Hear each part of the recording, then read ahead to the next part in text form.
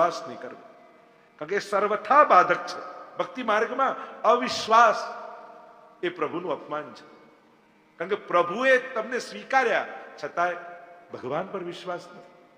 સંસાર હંમેશા આપણો વિશ્વાસ ને ભરોસો તોડે, છતાંય સંસાર પરથી ભરોસો જતો નથી, અને ભગવાન હંમેશા ભરોસો રાખી લે, છતાંય ભગવાન પર ભરોસો બેસતો નથી. અવિશ્વાસો ન કર્તવ્યમ સર્વથા બાધકસ્તુ સહ. અને મહાપ્રભુજી ઉદાહરણ આપે છે, બ્રહ્માસ્ત્ર ચાતકો ભાવ્યો પ્રાપ્ત સેવેત નિર્મમ.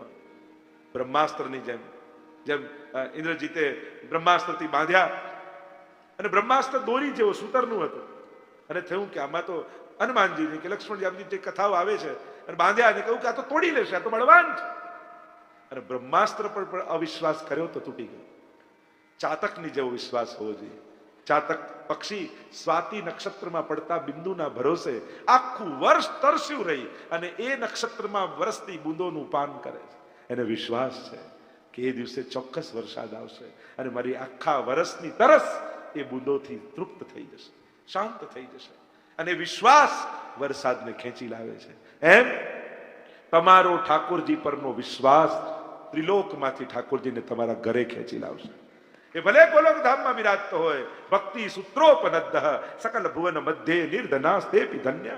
ભાગવતના મહાત્મા કહ્યું ને, ધન્ય છે નિર્ધનો પણ કે જેની ભક્તિની ડોરથી ખેંચાઈ પરમાત્માના ઘર સુધી આવી જાય છે. આ ડોર છે વિશ્વાસ, ભરોસો, દ્રઢ ચરણ. કેટલા આપણે ત્યાં તો પદો છે. અને આમ મહાપ્રભુજી આ ગ્રંથને વિરામ આપતા બોલો ગોવર્ધન નાથ કી જય, વલ્લભાધીશ કી જય. આગળનો ગ્રંથ કૃષ્ણાશ્રય. લગભગ વૈષ્ણવો એનો પાઠ પણ કરતા હોય છે. એ કૃષ્ણાશ્રય ગ્રંથ વામચરણ મહાપ્રભુજીનું 11 શ્લોકમાં કૃષ્ણાશ્રય છે.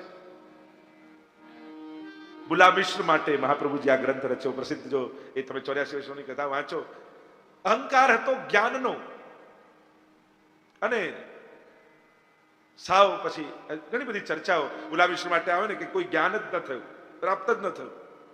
બહુ કોશિશ કરી. સરસ્વતીજી પાસે ગયા અને કહ્યું કે તારે તો 7 જન્મ સુધી કોઈ વિદ્યાનો યોગ નથી. એવી આખી કથા એમના પ્રસંગ આવે છે. અને મહાપ્રભુજીના શરણે આવ્યા અને મહાપ્રભુજીએ કૃપા કરી કૃષ્ણાશ્રય ગ્રંથ ભણાવ્યો અને સર્વ શાસ્ત્રોના જ્ઞાતા થઈ ગયા. સરસ્વતીજીને જઈને કહ્યું કે મને તો સર્વ જ્ઞાન થઈ ગયું, આપે કેમ ના પાડી? કે તારા ભાગ્યમાં નહોતું, પણ સરસ્વતીના પતિ જયારે આપવા બેઠા હોય તો હું કેમ ના પાડીશ? શ્રી વલ્લભે જ્ઞાન કરાવ્યું તો આ તો ભાગ્યથી પર જઈ અને તને જ્ઞાન થયું છે. સુંદર ચર્ચા, એનો પ્રસંગ વાંચજો, આનંદ આવશે. બુલા મિશ્રના પ્રસંગમાં કૃષ્ણાશ્રય ગ્રંથ, એનું જો વર્ગીકરણ તમને બતાવું તો 11 શ્લોક છે. પહેલા 6 શ્લોકમાં ધર્મના અંગો બતાવ્યા, સાધનો બતાવ્યા. જેમ યજ્ઞના અને ધર્મના 6 સાધન કહીએ, દેશ, કાલ, દ્રવ્ય, કર્તા, કર્મ અને મંત્ર. આ 6 સાધનની શુદ્ધિ. પછીના 4 શ્લોકમાં ધર્મ, અર્થ, કામ અને મોક્ષ. અને 11મા શ્લોકમાં ફલશ્રુતિની વાત કરી કે આ કૃષ્ણાશ્રયમ નિદમ સ્તોત્રમ યહ પઠેત કૃષ્ણ સન્નિધૌ તસ્યાશ્રયો ભવેત કૃષ્ણ ઇતિ શ્રી વલ્લભો બ્રવીત. 11મા શ્લોકમાં ફલશ્રુતિ બતાવે. તો આમ આખું કૃષ્ણાશ્રયનું વર્ગીકરણ આ રીતે કરી શકાય. એટલે આ 6 તત્વો જેની શુદ્ધિ ધર્મ કાર્યોમાં આવશ્યક છે, એ 6 તત્વો શુદ્ધ રહ્યા નથી. એની વાત મહાપ્રભુજી પહેલા 6 શ્લોકમાં કરી. પહેલા શ્લોકમાં કાળ અશુદ્ધ થઈ ગયો છે એને બતાવતા મહાપ્રભુજી આજ્ઞા કરે, કાળની અશુદ્ધિ બતાવી. અત્યારનો કાળ ધર્મ અને ભક્તિને અનુકૂળ નથી. કેવો છે? સર્વ માર્ગેષુ નષ્ટેષુ. બધા જ માર્ગો ખતમ અને સમાપ્ત થયા હોય એવું લાગે છે. કે જ્યાં પણ જશો ને તો વ્યવસ્થા મળશે, કદાચ માન મળશે, કદાચ ભવ્યતા મળશે, સગવડતા મળશે, પણ ભગવાનની વાત કોઈ નહીં કરે. જો પુષ્ટિ માર્ગમાં તો આવો ને તો સીધો ઠાકોરજીની સેવા, ભક્તિ, માળા, એની પહેલી વાત થાય.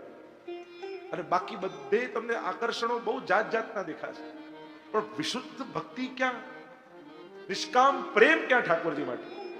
વલ્લભ સાખીમાં પણ હરિરાજજી કહે છે ને, કલયુગ ને સબ ધર્મ કે દ્વારે રોકે આય, શ્રી વલ્લભ ખિડકી પ્રેમ કી નિકસ જાય છે. સર્વ માર્ગેષુ નષ્ટેષુ. બધા જ માર્ગો જ્યાં નષ્ટ પ્રાય થયા એવું લાગે. કલૌ ચ ખલ ધર્મિણી. અને કેવો સમય ચાલે છે, કાલની અશુદ્ધિ બતાવે. કલૌ ચ ખલ ધર્મ. કલયુગ કેવો છે? ખલ ધર્મ એટલે છેતરનાર.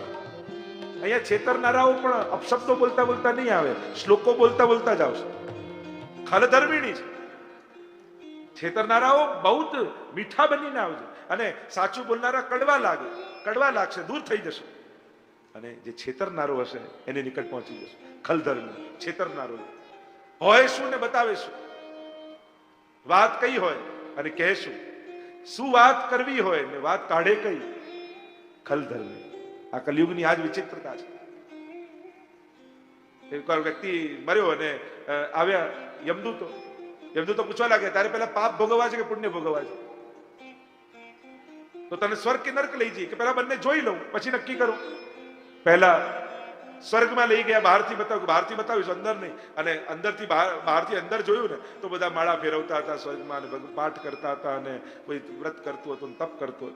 હવે ગયા નર્કને બહારથી જોયું, ત્યાં તો સુંદર ગાન ચાલે છે, પાર્ટી ચાલે છે, ડાન્સ ચાલે છે, ને ચારે બાજુ આનંદ દેખાય છે. યમદૂતે પૂછ્યું, પહેલા શું ભોગવવું છે? કે નર્ક. પેલા અહીંયા જ મજા છે. ખરેખર પૂછો ને, હવે જો સ્વર્ગમાં તમને મોકલવામાં આવે, તમને ફાવે? સૌથી પહેલું ત્યાં ઇન્ટરનેટ નથી, મોબાઈલ નથી, કાર નથી. હવે લિસ્ટ આપું ને તમને સ્વર્ગમાં તો જવું જ નથી. જેને કારણે સ્વર્ગ લાગે. અને પેલા એક નર્ક, અને નર્કમાં એને આટલો આનંદ છે, જ્યાં દરવાજાની અંદર ગયો યમદૂતોએ પકડી લીધો અને બાંધ્યો પેલા પિલર સાથે, અને કોડા મારવાનું. અરે આ શું કરો છો તમે? તો બહારથી કોઈ જુદું પિક્ચર બતાવ્યું હતું. યમદૂતે કહ્યું, એ અમારું એડવર્ટાઇઝ સ્ટન્ટ હતું. આ એડવર્ટાઇઝ આવી જાય, એડવર્ટાઇઝનો યુગ ચાલે છે, આ સ્ટન્ટ હતું. અમને ખબર હતી કે તું આ સિલેક્ટ કરવાનો છે. પેલું કહેતા ને કે એક મહાત્મા ગુજરી ગયા અને સ્વર્ગમાં ગયા, આટલું પુણ્ય કાર્યો ભગવાનના નામ લીધેલા, સ્વર્ગમાં ગયા અને ત્યાં સ્વર્ગના ચિત્રગુપ્ત હતા અને કહ્યું કે આવા તો મહાત્મા આવ્યા છે કે મારે રહેવાની જગ્યા. તને કે ઝૂંપડું આપી દો અમને, નાનકડે ઝૂંપડામાં. અને ઉભા હતા એટલામાં એક ટ્રક ડ્રાઈવર આવ્યો, બસ ડ્રાઈવર આવ્યો, ગવર્મેન્ટની બસ ચલાવતો. અને બસ ડ્રાઈવર આવ્યો અને કહ્યું કે આ આવ્યો છે સ્વર્ગમાં અને બહુ ઓછા પુણ્ય, આને મોટો મહેલ કાઢી આપો, ખોલી આપો દરવાજો. પેલા મહાત્માએ કહ્યું કે મેં આટલું ભગવાનનું નામ લીધું, કથાઓ કરી, બધાને ભગવાનમાં રસ જગાડ્યો, અને મને ઝૂંપડું સ્વર્ગમાં. ને આ બસનો ડ્રાઈવર ગવર્મેન્ટની બસ ચલાવે અને એને આટલો મોટો મહેલ કેમ સ્વર્ગમાં? ત્યારે ચિત્રગુપ્તે કહ્યું કે તમે કથા કરતા ને તો બધા સુઈ જતા, અને આ બસ ચલાવતો તો હિંમત છે કે કોઈની આંખ લાગે એવું નાભીમાંથી ભગવાનનું નામ નીકળતું, એટલી રફ બસ ચલાવતું. એટલે આણે તો દિલથી નામ લેવડાવ્યું. તો આ તો એવું જ છે કે આની બસમાં કોઈ બેસે ભલભલો માળા ફેરવતો થઈ જાય. તો આ તો એડવર્ટાઇઝમેન્ટ છે બધા. સર્વ માર્ગેશુ નષ્ટેશુ કલૌ ચ ખલધર્મિણી. પાખંડ પ્રચુરે લોકે કૃષ્ણેવ ગતિર્મમ. અને જ્યારે આવો પાખંડ ફેલાયો હોય ચારે બાજુ, મેં એ જ કહ્યું ને કે બહુ લાલચમાં કે ભયમાં કે ક્યાંય બહુ ફાફા મારવા જેવું નહીં. શાસ્ત્રો કહે છે સીધું સાદું ભગવાનની ભક્તિ કરો ને તમારો ઉદ્ધાર. આટલો સહેલો સિદ્ધાંત છે, પણ ખબર નહીં લોકોને ક્યાં ફરી જવાની ઈચ્છા થાય. શાસ્ત્ર સરળ બતા, સાવ સીધી વાત, લો પ્રભુને ભક્તિ કરો, કલ્યાણ. પણ લાલચ માણસને એવી ફેરવે છે, શોર્ટકટ એટલો લાંબો પડે છે માણસને, અને ક્યાં ભટકી જતો હોય છે. અને દેશ કાળની વાત કરી, આગળ વાત કરી દેશની, કે આ દેશ કેવું થઈ ગયો, આ ભૂમિ કેવી થઈ ગઈ. બીજા શ્લોકમાં આજ્ઞા કરી, બધા જ આ બધા સ્થાનોમાં યવનોના ઉપદ્રવ થયા છે. મ્લેચ્છ. મ્લેચ્છ કોને કહેવાય? જેની ઈચ્છાઓ મલિન હોય એ જ મ્લેચ્છ કહેવાય. મલિન ઈચ્છાવાળા એટલે કે કોઈનું સુખ ન જોઈ શકે, કોઈના સત્કર્મ ન જોઈ શકે, કોઈના પુણ્યો થતા ન જોઈ શકે. માણસ સુખ ભોગવતા ઈર્ષા કરે તો સમજાય, પણ કોઈ પુણ્ય કરતું હોય ને તો એને રોકવાની કોશિશ કરે. કોઈ ડોનેશન આપવાનું નક્કી કરે ને તો પેલાનો જીવ ઉકળી જાય, આટલા આપવાની શું જરૂર છે? તારું શું ગયું? પોતાનું તો કાંઈ ન જતું હોય, પણ બીજાના સત્કર્મ જોઈને એને બી જીવ બળી જાય. તો આવા મલિન ઈચ્છાવાળા લોકોના જ્યારે રાજ્ય થઈ ગયા, અને ત્યારે સત્પુરુષો બધા વ્યગ્ર થયા છે અને પીડા ભોગવી રહ્યા છે. કારણ આવા બધા રાજ્યો છે ને આવા બધા પ્રતિનિધિત્વો છે, આવા લોકો. આજે તમે જુઓ ને, ઉઘાડાને કપડા આપનારા ઘણા છે, બીમારને દવા આપનારા ઘણા છે, ભૂખ્યાને જમાડનારા ઘણા છે, પણ કોઈ સુખીને જોઈ સુખી થનારા કેટલા? તમે ગમે તેટલા સુખી હો, પણ તમારા કરતા વધારે કોઈ સુખી થાય તેનું સુખ જોઈ શકો? તુરંત ઈર્ષા આવે, આને ક્યાંથી લોટરી લાગી ગઈ, તારું શું ગયું? પૈસા ગવર્મેન્ટે આપ્યા, સુખી એ થયો, તારા તો હતા એટલા જ રહ્યા. પણ માણસ બીજાનું સુખ નથી જોઈ શકતો. આ બીમારી નથી? કોઈ સુખી વ્યક્તિને જુઓ ને તો ઈર્ષા કરવા કરતા આશીર્વાદ આપજો કે આટલા સારા કાર્યો કરે છે, આવા મનોરથી થાય, આવી કથા કરે, હે પ્રભુ આને હજી ખૂબ ધન આપજો, એવા આશીર્વાદ આપો. ઈર્ષા કરીને પોતાની નબળાઈ પ્રગટ ન કરો, તમારું દિલ નાનું છે પ્રગટ ન કરો, આશીર્વાદ આપીને દિલને મોટું બનાવો કે પ્રભુ આને ખૂબ આપે જેથી આ સમાજને આવા સત્કર્મોમાં રત રાખી શકે. એક વ્યક્તિએ 40 પાઉન્ડની ઘડિયાળ પહેરી હતી, એકે 4000 પાઉન્ડની ઘડિયાળ પહેરી હતી. તો પેલા ઈર્ષામાં પૂછ્યું કે તારી ઘડિયાળ જે ટાઈમ બતાવે છે એ જ મારી ઘડિયાળ ટાઈમ બતાવે છે, આપણે બંનેની ઘડિયાળમાં ફરક શું? ત્યારે પેલા સુખી વ્યક્તિએ કહ્યું ફરક એટલો છે, એ મારું ટાઈમ બતાવે છે, આ તારો ટાઈમ બતાવે છે. મારો સમય જે સુખનો ચાલી રહ્યો છે એ આ બતાવી રહી છે, તારો દુઃખનો સમય આ બતાવી રહી છે. ફરક એટલો છે. તો આમ સુખને જોઈને, સુખીને જોઈને આશીર્વાદ આપજો કે પ્રભુ આનું ભલું કરે, પ્રભુ આને ખૂબ સુખી કરે. આમ આગળ દ્રવ્યની વાત કરી. ગંગાદિ તીર્થ વર્યેષુ દુષ્ટૈ દૈવા વ્રતસ્ય, ગંગાદિ આદિના કિનારાઓમાં દુષ્ટોના વાસ થયા છે અને એમાં પણ તિરોહિતાધિ દૈવેષુ, દેવોના અધિદૈવિક તીર્થોના સ્વરૂપ સમાપ્ત થઈ ચુક્યા છે. કેવલ લૌકિકતા રહી છે. તીર્થો પણ પર્યટનના સ્થળો બની ગયા છે. હરવા ફરવા માટે ક્યારે પણ કોઈ તીર્થમાં ન જતા. બીજી ઘણી જગ્યાઓ છે, હિલ સ્ટેશનોમાં જાઓ, સારી સારી જગ્યાઓમાં ફરો ને. તીર્થોમાં એ જ જાય જેના હૃદયમાં ભાવ હોય, ભક્તિ હોય, ભગવત પ્રાપ્તિની ને પુણ્ય પ્રાપ્તિની ઈચ્છા હોય, એ જ વ્યક્તિએ તીર્થમાં જવું. કારણ કે હરવા ફરવાના શોખીન લોકો જાય ને ત્યારે તીર્થોનું પણ તીર્થત્વ ઘણીવાર બગાડીને આવતા હોય છે. એવી ડિમાન્ડ, એવી ઈચ્છાઓ, એવી આકાંક્ષાઓ રાખે અને પછી ત્યાં પણ લૌકિકતા ફેલાવીને આવે. જેને તપ કરવા, ભક્તિ કરવા, ભગવાન મેળવવા, પુણ્ય કરવા જવું હોય એને તીર્થમાં જવું. કારણ કે જ્યારે આ કેવલ ફરવાના શોખીન લોકો જવા લાગ્યા ત્યારે તીર્થોને પણ એની મર્યાદા ન જાણે. ગમે ત્યાં ખાવું, ગમે ત્યાં ફેંકવું, ગમે તે વસ્તુ કરે. તીર્થોનું પછી કેવી હાલત થાય છે, શું દશા થાય છે? કારણ કે તમને એમાં ભગવત બુદ્ધિ નથી કે આ ભગવાનનું સ્થાન છે, આ ભગવાનનું રૂપ છે. આવો ભાવ હશે ને તો ક્યારે પણ તીર્થોને બગાડવાની કોશિશ નહીં કરો. એટલે બહુ સાવધાની રાખ. આપણે ક્યાં ગયા છીએ, ક્યાં બેઠા છીએ. હવેલીમાં પણ તમે જાઓ, આ ભગવાનનું ઘર છે. મારે હવેલીમાં જઈને કેમ બેસાય, કેમ બોલાય, કેમ વાત કરાય, કેવું બિહેવિયર રખાય? કારણ કે અત્યારે તમે ભગવાનના ઘરમાં છો. હવે તમારા ઘરમાં કોઈ આવે અને જેમ તેમ બાપરે ઘરને બગાડીને જાય, તમને શું થાય? આ ફરી ના આવે તો સારું. શું તમે ઈચ્છો છો કે ઠાકોરજી તમારા માટે આવું વિચારે? હવેલીમાં કેમ જવાય? કોઈક આપણને શું કહે? એટલે હું તો ઘણી વાર હવેલીમાં બહુ બોર્ડ લગાવવાની પણ ના પાડું. જો અમદાવાદમાં કોઈ બોર્ડ નથી લગાવ્યું. ઘણી વાર લોકો કહે જે બોર્ડ લગાવો ને કે અહીંયા ફોટા નહીં પાડવા, જે બોર્ડ લગાવો ને કે બધા ચૂપ રહે, અવાજ ના કરે, જે બોર્ડ લગાવો ને કે અહીંયા લાઈનમાં રહે. આ બોર્ડ લગાવવું તમને તમારું અપમાન નથી લાગતું? આટલા બધા પાઠ, સત્સંગ, કથા સાંભળ્યા પછી પણ તમને કહેવું પડે કે ઠાકોરજી સામે છો, લૌકિક વાત ન કરો. આ અપમાન ના લાગે? મને તો હરેક બોર્ડ જોઉં ને તો ભક્તોનું અપમાન જેવું લાગે કે આપણે ભક્તોને કહેવું પડે, રિસ્ટ્રિક્શન આપવા પડે. આ તો ઇન્સ્ટ્રક્શન હોય છે, રિસ્ટ્રિક્શન તો ના કહેવાય. કે તમને ઇન્સ્ટ્રક્શન આપીએ છીએ. આ બધા શબ્દોમાં ફરક છે, બહુ મોટા ફરક છે, રિસ્ટ્રિક્શન અને ઇન્સ્ટ્રક્શન. અને ઘણી વાર તો પ્રિસ્ક્રિપ્શન જ હોય છે. આ બધા બોર્ડ તો પ્રિસ્ક્રિપ્શન કે આ બધું ઠાકોરજી આગળ જાળવું. ઘણી વાર ડોક્ટર લખી આપે કે આ દવા ખાવી. તો મૂળ વાત એ છે કે આટલો ભણેલો ગણેલો સમાજ જ્યાં રોજ જતો હોય ત્યાં એક બોર્ડને જોઈને તમે ચૂપ રહો? મહાપ્રભુજીની આજ્ઞા સાંભળીને ચૂપ ન રહેવાય? ગુરુની કથામાં વચનો સાંભળીને સરસ રીતે ન બિહેવ કરાય? મોટે ગુરુજનો કથામાં આટલું કહી રહ્યા છે, આપણે સાંભળ્યું છે, પણ એ જોઈને નહીં કરીએ. હા, બોર્ડ માર્યું છે ને તો હવે માનીશ. એક નાનકડું બોર્ડ ગુરુના વચન કરતા મોટું થઈ ગયું.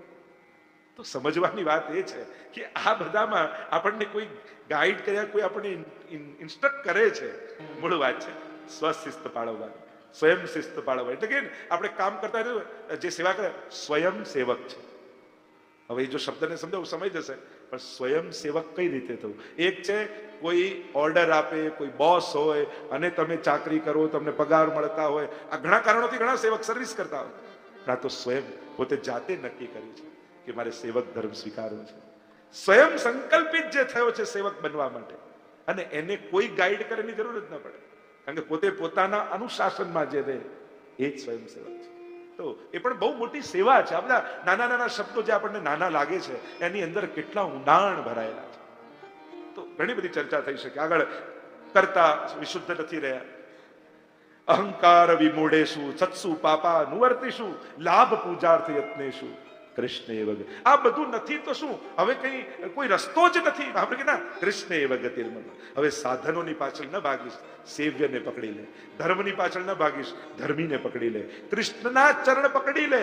બાકી સાધનોને પકડવા જઈશ તો ક્યાંક ફસાઈ જઈશ. અહંકાર વિમૂઢેશુ. મોટા મોટા મહાત્માઓ પણ કેવા અહંકારમાં છકેલા દેખાય તમને. એમ લાગે કે એનામાં મદ કેટલો છે, અહંકાર કેટલો. અને પાછો ઉપદેશ હોય, કોઈ અહંકાર નહીં કરો. પોતે કેટલા ગુસ્સામાં રહેતા હોય, ઉપદેશ હોય, કોઈએ ક્રોધ નહીં કરવો જોઈએ. ક્રોધ નહીં કરવો જોઈએ એ પણ બહુ ક્રોધમાં આવીને કે. મૂળ વાત એ છે, અહંકાર વિમૂઢેશુ સત્સુ પાપા નુવર્તિશુ લાભ પૂજાર્થે. દરેકમાં ઇન્ટેન્શન શું મને લાભ થાય, કેમ કરીને મારી પૂજા થાય. અને એમાં જ જયારે રત થયા હોય ત્યારે કૃષ્ણ એવ ગતિર્મમ, એ કૃષ્ણ જ આપણી ગતિ છે એમ કહી અને મહાપ્રભુજી આગળ કહી રહ્યા છે. અને આ કૃષ્ણાશ્રય તો આ બધા જાણો છો. અજા મિલાદી દોષાણામ નાસકોનું ભવે સ્થિત ના પિતા ખિલ મહાત્મ્ય કૃષ્ણ એવ ગતિર્મમ. અજા મિલાદી દોષાણામ, અજામિલની કથા આવે છે ને, પુત્રને મોહવશ થઈને પુકાર કર્યો, છતાંય પરમાત્મા પધાર્યા, બધા પાપોમાંથી એને મુક્ત કરી દીધો. બસ કૃષ્ણ તો આવા છે. પ્રાકૃતા સકલા દેવા ગણિતાનંદકમ બૃહત પૂર્ણાનંદો હરિસ તસ્માત કૃષ્ણ એવ ગતિર્મમ. બાકી બધે જો એક છે દેવ, દેવતા, બીજા છે અવતાર અને ત્રીજા છે અવતારી. આ ત્રણનો ફરક છે. આપણે કે ને અહીંયા તો 33 કોટી ભગવાન, કોઈએ કહ્યું નથી 33 કરોડ દેવતા. દેવતા છે, ભગવાન જેવું કોઈ નથી કહ્યું. 33 કોટી દેવ છે. બીજા છે અવતાર, કે જે ભગવાન 24 અવતાર લઈને આવે છે. અને એનાથી ઉપર કહ્યું એ તે ચાંસ કલા પુંસ કૃષ્ણસ્તુ ભગવાન સ્વયં. ત્રીજા છે ભગવાન. એટલે આ ત્રણ ફરક ખબર હોવો જોઈએ.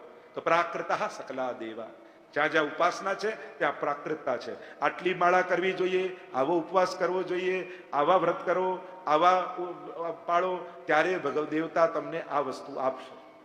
એટલે સકામ ભાવથી પુત્ર મેળવવા, સંતતિ મેળવવા, ધન મેળવવા, સિદ્ધિ મેળવવા જે લોકો ઉપાસના દેવતાઓની કરે, અને દેવતાઓ પ્રાકૃત, પ્રાકૃત મીન્સ જેટલું કરશો ને એટલું જ આપશે. આ પ્રાકૃતતા કહેવાય. ગણી ગણીને કરશો તો ગણી ગણીને મળશે. પણ પ્રભુ કેવા છે? પૂર્ણાનંદો હરિસ તસ્માત. ઠાકોરજી તો પૂર્ણાનંદ કેવા છે? રાઈ જીતની સેવા કો ફલ માનત મેરુ સમાન. રાઈ જેટલી સેવા કરી હોય ને એને મેરુ પર્વત જેવી ગણે એવા ઠાકોરજી છે. 3 મુઠ્ઠી તાંદુલ ખાઈને પણ કુબેરનો વૈભવ આપે એવા ઠાકોરજી છે. આમ મહાપ્રભુજી આ કૃષ્ણાશ્રય ગ્રંથને સમજાવતા આજ્ઞા કરે છે કે વિવેક ધૈર્ય ભક્ત્યાદિ રહિતસ્ય વિશેષતઃ પાપાસક્તસ્ય દીનસ્ય કૃષ્ણ એવ ગતિર્મમ. વિવેક ધૈર્ય ભક્તિ આ બધાથી રહિત અને પાપમાં ડૂબેલો છું, દીન છું, પણ કૃષ્ણ જ મારી ગતિ છે. આ બધાથી આપણે રહિત છીએ, પાપમાં આસક્ત છીએ, છતાંય ઠાકોરજીનું ચરણ પકડી રાખજો. પ્રભુ જ આ બધામાંથી મુક્ત કરનારા છે. પ્રભુ જ આમાંથી છોડાવનારા છે જીવ. કૃષ્ણાશ્રયમ નિદમ સ્તોત્રમ ય પઠેત કૃષ્ણ સન્નિધૌ તસ્યાશ્રયો ભવેત કૃષ્ણ ઇતિ શ્રી વલ્લભો ભવેત. કૃષ્ણાશ્રયમ નિદમ સ્તોત્રમ, આ જે સ્તોત્ર છે એ જો ઠાકોરજીની આગળ જે પાઠ કરશે એને ફળ શું મળશે? કૃષ્ણાશ્રયમ નિદમ સ્તોત્રમ ય પઠેત કૃષ્ણ સન્નિધૌ તસ્યાશ્રયો ભવેત કૃષ્ણ. એનો ભગવાન કૃષ્ણમાં આશ્રય સિદ્ધ થઈ જશે. ઠાકોરજીના ચરણોમાં અનન્યતા સિદ્ધ થઈ જશે એવું મહાપ્રભુજી કહી રહ્યા છે. વલ્લભનું આ વચન છે. ત્યાં ટીકામાં આચાર્યો લખે છે કે નારદજીએ વચન આપ્યું યમલાર્જુનના વૃક્ષોને કે ભગવાન તમારો ઉદ્ધાર કરશે. શ્રાપ લાગ્યો તો ઋષિનો, અને પછી આશીર્વાદ મળ્યા, ભગવાન ઉદ્ધાર. તો એ ઋષિના વચનને સાર્થક કરવા માટે ભગવાને બંને વૃક્ષોનો ઉદ્ધાર કર્યો. તો એક ઋષિના વચનને ભગવાન સાર્થક કરે તો પ્રભુના સ્વયંના મુખારવિંદ રૂપ જો વલ્લભ એમ કહે છે કે આશ્રય સિદ્ધ થશે, તો શું ઠાકોરજી સિદ્ધ નહીં કરી આપે? ચોક્કસ કરી આપશે. કારણ કે વલ્લભની વાણીને શ્રીજી પણ ક્યારે ઉથાપતા નથી. વદતિ વલ્લભ શ્રી હરે, વલ્લભ કહી રહ્યા છે. અને જ્યારે આ વચન તમે બોલો છો ત્યારે પ્રભુ પણ તમારા મનોરથોને સિદ્ધ કરવા માટે કટિબદ્ધ થઈ જાય છે. ગણી ગણીને કરવું, માપી માપીને કરવું ને જોઈ જોઈને કરવું અલૌકિક. પ્રભુ તો પરમ અલૌકિક છે. હું એટલે હંમેશા કહું ને, વધારે ટાઈમ આપવા મોટો ભક્ત ન હોય, વધારે ઇમ્પોર્ટન્સ આપનારો મોટો ભક્ત થાય. કે પ્રતિપલ ભગવાનને જીવનમાં મહત્વ આપો છો. જ્યાં પણ જેવા પણ તમારા સંજોગો છે, તમે ટ્રેનમાં ઓફિસે જાઓ છો, કારમાં જાઓ છો, બસમાં જાઓ છો, શ્રી કૃષ્ણ શરણમ મમ, શ્રી કૃષ્ણ શરણ નક્કી જ રાખો. ઓફિસ જે જતો હોઉં એ રસ્તાનો સમય મારે પસાર નથી કરવો, પણ મારે એને સાધનાનો બનાવવો છે. ત્યારે અષ્ટાક્ષરનો જાપ કરતા, મનમાં સ્મરણ કરતા, એટલો સમય પણ ભગવત નામ લેશે. જો દિવસની શરૂઆત આપણે કઈ પહેલું શર્ટનું બટન બરાબર લાગે તો બધા બટન બરાબર લાગી જાય, પહેલું ખોટું લાગે ને તો બધા ખોટા લાગે. શરૂઆત તેના દિવસની ભગવત નામથી થાય તો બધું સારું થાય. અહીંયા કૃષ્ણાશ્રય ગ્રંથને વિરામ આપીએ, પ્રવેશ કરીએ આગળનો ગ્રંથ ચતુશ્લોકી, 4 શ્લોક. જો ભાગવતમાં તો કેટલી બધી ચતુશ્લોકીઓ પ્રસિદ્ધ છે, અને એમાં પણ સૌથી પ્રસિદ્ધ છે વૃત્રાસુર ચતુશ્લોકી. અને વૃત્રાસુર ચતુશ્લોકીમાં 4 શ્લોકમાં જે વાત કરી છે એ જ વાત શ્રી મહાપ્રભુજી 16 ગ્રંથની ચતુશ્લોકીમાં કરી. વૃત્રાસુરે 4 શ્લોકમાં વૈષ્ણવના ધર્મ, અર્થ, કામ અને મોક્ષ ચતુર્વિધ પુરુષાર્થો બતાવ્યા. અને અહીંયા મહાપ્રભુજીએ પણ વૈષ્ણવના ધર્મ, અર્થ, કામ અને મોક્ષ 4 શ્લોકમાં 4 પુરુષાર્થ બતાવ્યા. પુષ્ટિ માર્ગે હરિદાસ્યમ ધર્મ અર્થો હરિરેવહી કામો હરિર્દિદ્રક્ષૈવ મોક્ષ કૃષ્ણ સચેત ધ્રુવમ. 4 પુરુષાર્થો બતાવ્યા. આइए महाप्रभु जी की वाणी में दर्शन करें. प्रथम श्लोक. महाप्रभुજી આ ગ્રંથ રાણા વ્યાસને ભણાવ્યો. બહુ મદ હતું વિદ્વત્તાનું, અને જ્યારે પરાસ્ત થયા શાસ્ત્રાર્થમાં થયું કે લાવ આત્મઘાત કરી લો. અને અહીંયા પ્રશ્ન કર્યો કૃષ્ણદાસ મેઘને કે કોઈ ગંગાજીમાં આત્મઘાત કરે તો એની શું ગતિ થાય? તો કે એને તો 7 જન્મ સુધી આત્મઘાત કરવો પડે. મહાપ્રભુજીના શરણે આવ્યા, ચતુશ્લોકી ગ્રંથ ભણાવ્યો અને સર્વત્ર વિજય થયો. આ 4 શ્લોકમાં આપણો ધર્મ શું, વૈષ્ણવનો ધર્મ શું, એને શું કરવું જોઈએ, આપણો પરમ ધર્મ શું. જો 3 પ્રકારના, એમ તો 2 પ્રકારના ધર્મની ચર્ચા પ્રાય કરવામાં આવે, એક દેહ ધર્મ અને બીજો આત્મધર્મ. દેહ ધર્મ એટલે તમે માણસ છો, એટલે આટલી વસ્તુ તમારી અંદર હોવી જ જોઈએ. મનુ મહારાજે ધર્મના 10 લક્ષણ બતાવ્યા મનુસ્મૃતિમાં. દ્યુતિ, ક્ષમા, દમોસ્તેયમ, શૌચમ, ઇન્દ્રિય નિગ્રહ, ધિ વિદ્યા, સત્યમ, ક્રોધો, દશકમ ધર્મ લક્ષણમ. આ 10 લક્ષણ ધર્મના. અને તમે જેમ ધૃતિ, ધૈર્ય રાખવું, દયા રાખવી, મદદ કરવી, સત્ય બોલવું, ચોરી નહીં કરવી, આ બધા બેઝિક દેહ ધર્મ છે આપણા. માણસ છો તો આ કરવું જ જોઈએ. અને આ કરીને તમે કોઈના પર ઉપકાર નથી કરતા. માણસ તો કરવું જ જોઈએ. તમે હું સાચું બોલું છું તો સાચું બોલીને કોઈ ઉપકાર નથી કરતો, બોલવું જ જોઈએ. પણ હું બધાને મદદ કરું છું, દયા કરીને કોઈ ઉપકાર નથી કરતા, કરવું જ જોઈએ. જો તમને મદદ કરવામાં મજા આવે છે એટલે કરો છો, છેલ્લે તો તમારા જ આનંદ માટે કરો છો. આપણે જે કાંઈ પણ પુણ્ય કે સત્કર્મ કરીએ ને, આપણને ગમે છે એટલે કરીએ છીએ. તમને મજા ના આવતી હોય તો કરો, તમને ગમે છે. છેલ્લે તો માણસ પોતાના આનંદ માટે જ કરે, પણ નિમિત્ત બીજો બને. તમને દાન આપવું ગમે છે, તમને ગમે છે એટલે તમે આપો. એને મદદ કરવા માટે જ નથી આપ્યું, પણ તમને મદદ કરવી ગમે છે, એનાથી તમને આત્મસંતોષ મળે છે. એટલે છેલ્લો એનો બેનિફિશિયર, એનો લાભ તો તમને થાય છે. તો આ બેઝિક ધર્મ કે માણસ એટલે કરવા જોઈએ. ધર્મ એટલે લાયસન્સ લઈને કાર ચલાવવા જોઈએ. તમે લાયસન્સ કાર ચલાવો અને ટ્રાફિક પોલીસ કોઈ તમને પકડે અને તમારું લાયસન્સ, ઓહો તું લાયસન્સ નહીં થાય, લાવ તને માળા ધરાવું, તિલક કરું, આરતી કરું, સન્માન કરું, તમને સન્માન પત્ર આપે ના. લાયસન્સ હોવું જ જોઈએ કાર ચલાવવી હોય તો, પણ નથી લાયસન્સ તો ફાઇન કરે છે. લાયસન્સ નથી તારી પાસે, ફાઇન. આ ધર્મ જ છે.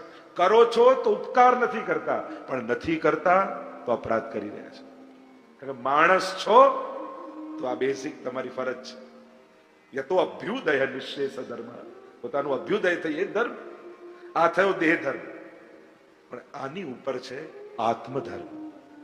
કારણ કે તમારી અંદર ભગવાનનો અંશ પણ છે, તમારી ભીતર આત્મા પણ છે. અને યો યદંશ સતમ ભજે, જે જેનો અંશ હોય એને અંશીને ભજવો જોઈએ. આ આત્માનો ધર્મ છે. એટલે ઘણી વાર લોકો અમે તો સોશિયલ વર્કમાં માનીએ, અમે આવું ભગવાનમાં ન માનીએ, તો તમે અડધો ધર્મ કર્યો કહેવાય.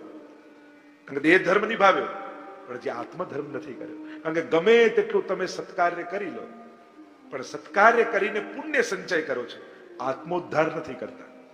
આપણે જે કંઈ પણ સોશિયલ વર્ક કરીએ છીએ એનાથી પુણ્ય મળે છે. પુણ્યથી 2 વસ્તુ મળે, કાં સદભાગ્ય સુખ મળે અને કાં સ્વર્ગ મળે. પણ આ બધું કેવું છે, ક્રેડિટ કાર્ડ જેવું છે. બેલેન્સ હોય તો કામ કરે, બેલેન્સ ખતમ થાય એટલે ફેંકી દેવાનું. પુણ્ય ખાતામાં હોય તો આ બધું ચાલે, પણ પુણ્ય નથી તો સ્વર્ગમાંથી પાછા. તો આ તો થયું સત્કર્મો. પણ સત્કર્મ કરતા કરતા પણ આત્મકલ્યાણની ચિંતા માણસને જરૂર હોવી જોઈએ. આ પરમ લક્ષ્ય માણસ. એને જો આને કહીએ ધર્મ અને આત્મોદ્ધારની ચિંતા, એને કહીએ અધ્યાત્મ, સ્પિરિચ્યુઆલિટી. કે જ્યારે માણસને પોતાના આત્મકલ્યાણનો વિચાર આવે, અથા તો બ્રહ્મ જિજ્ઞાસા, હું ક્યાંથી આવ્યો છું, ક્યાં જવાનું છે, મારું મૂળ કર્તવ્ય શું છે, મારે શું કરવું જોઈએ જેથી પૂર્ણાનંદનો અનુભવ હું કરી લઉં, એ પરમાત્માનો અનુભવ કરી લઉં. એ જે જિજ્ઞાસા છે એને કહેવાય આધ્યાત્મ, સ્પિરિચ્યુઆલિટી. તો એક છે ધર્મ. ધર્મના પાયાના સિદ્ધાંતો બધાના સરખા, દરેક જગ્યાએ વાત, દયા કરો, પ્રેમ રાખો, અહિંસા કરો, સત્ય બોલો, આ બેઝિક પાયો બધાનો સરખો. પણ જ્યારે અધ્યાત્મની વાત આવે, ઈશ્વર પ્રાપ્તિની વાત આવે, ત્યારે કોને પ્રાપ્ત કરવા તમે ઈચ્છો છો એના પરથી તમારે માર્ગ નક્કી કરવો પડે, પ્રોસેસ નક્કી કરવી પડે કે મારે આને પામવા છે, આને પામવા છે. તો હું મૂળ વાત પર આવું. આપણે તો આજે 16 ગ્રંથો પૂર્ણ કરવા છે, તો ધર્મ પહેલા બતાવ્યો. વૈષ્ણવનો પરમ ધર્મ શું? ઘણી વાર લોકો પ્રશ્ન કરે કે ભગવાનની ભક્તિ કરવી જોઈએ કે સોશિયલ વર્ક કરવો જોઈએ. હા, લોકો રોંગ લોજિક, રોંગ વાત કરી, ખોટા ક્વેશ્ચન કરી અને કન્ફ્યુઝ કરે છે આપણને. આ બંને સામસામા કિનારા નથી. જે ભગવાનને માનતો હોય એ માણસને મદદ કર્યા વગર રહે જ નહીં. જેનામાં ઉદારતા, દયા, કરુણાનો, એની અંદર ભક્તિ હોય. તમે અમદાવાદથી મુંબઈ જવા નીકળો તો બરોડા અને સુરત તો રસ્તામાં જ આવી જાય, સ્પેશિયલ જવું ન પડે. એમ ભગવાન મેળવવા નીકળો ને તો આ સોશિયલ વર્ક, પ્રકૃતિ પ્રેમ, પશુ પ્રેમ, આ બધું તો રસ્તામાં જ આવી જાય. એનો કોઈ જુદો રસ્તો નથી. ઈશ્વર તરફ જયારે નીકળો છો ત્યારે આ બધું માર્ગના પડાવો છે કે તમારી અંદર કરુણા પ્રગટ થાય, દયા પ્રગટ થાય, સુહૃદતા પ્રગટ થાય. તમે 12મા અધ્યાયમાં ગીતાજીમાં વાંચો કે ભગવાનનો ભક્ત કેવો હોય. આ બધા તો એક અંગો છે ભગવાનની ભક્તિ કરવાના. એટલે આ બંને જુદા છોર નથી, આ બંને બીજા જુદા તટ નથી, એક જ રસ્તામાં આવતા પડાવ છે. પણ લોકો આપણને બે ઓપ્શન રૂપે આપી અને જુદું જુદું સિલેક્ટ કરાવે. એટલે લોકો એમ માને કે ભક્તિ કરો તો સોશિયલ વર્ક નહીં કરવાનું, સોશિયલ વર્ક કરો તો ભક્તિ નહીં કરવાનું. આ બંને અધૂરું છે. આ બંને વગર અધૂરું છે. જેમ બે પગ વગર ન ચલાય એમ આ બંને પગ છે, ધર્મ અને અધ્યાત્મ. તો પરમ ધર્મ શું? તો મહાપ્રભુજી સમજાવે, સર્વદા સર્વભાવેન ભજનીયો વ્રજાધિપ. સર્વદા, ઓલવેઝ, સર્વદા, સર્વભાવેન, સર્વભાવ સાથે. ત્વમેવ માતા ચ પિતા ત્વમેવ, ત્વમેવ બંધુ ચ સખા ત્વમેવ. આપણા પ્રભુમાં સર્વભાવ છે. લાલનને જગાવતા હોઈએ ત્યારે બાલ ભાવ આવે, યશોદા બની જઈએ. એ જ લાલનને રાજભોગમાં કુંજનો મનોરથ કરીએ ત્યારે કિશોર ભાવ આવી જાય. એ જ શૃંગારમાં ગેડી દડા મૂકીએ તો સાખ્ય ભાવ આવી જાય. સર્વભાવે. ઘણી વાર લોકો કે તમારે ત્યાં તો બાલકૃષ્ણની સેવા ને. કોણે કહ્યું? બાલ ભાવની સેવા, બાલકૃષ્ણની જ નહીં. બે વસ્તુ જુદી છે, બાલકૃષ્ણની સેવા અને બાલ ભાવની સેવા. પ્રભુ 100 વર્ષના થઈ ગયા ને તો યશોદા માટે તો બાલ ભાવ જ રહ્યો. તમારા બા 100 વર્ષના થાય અને તમે 70 વર્ષના થાવ તો તમારા માટે તો બાને ભલે 70 વર્ષના છો, આવ દીકરા એમ કરીને માથે જ હાથ ફેરવશે, એનો ભાવ તો બાલ જ રહેશે. એમ બાલકૃષ્ણ હોવું જુદી વાત છે, બાલ ભાવ હોવો જોઈએ. અને બાલકૃષ્ણ જ ક્યાં છે? 7 સ્વરૂપમાં તમે જુઓ, ખાલી એક સ્વરૂપ બાલકૃષ્ણનું છે, બાકી બધા મોટા જ સ્વરૂપો છે, કિશોર સ્વરૂપ જ છે. તો સર્વ ભાવે એટલે શાંત ભાવ, દાસ્ય ભાવ, સાખ્ય ભાવ, વાત્સલ્ય ભાવ અને માધુર્ય ભાવ. આ 5 ભાવે પ્રભુને સેવવા. એકમાત્ર પ્રભુ એવા છે જેમાં સર્વ ભાવો સિદ્ધ થઈ શકે.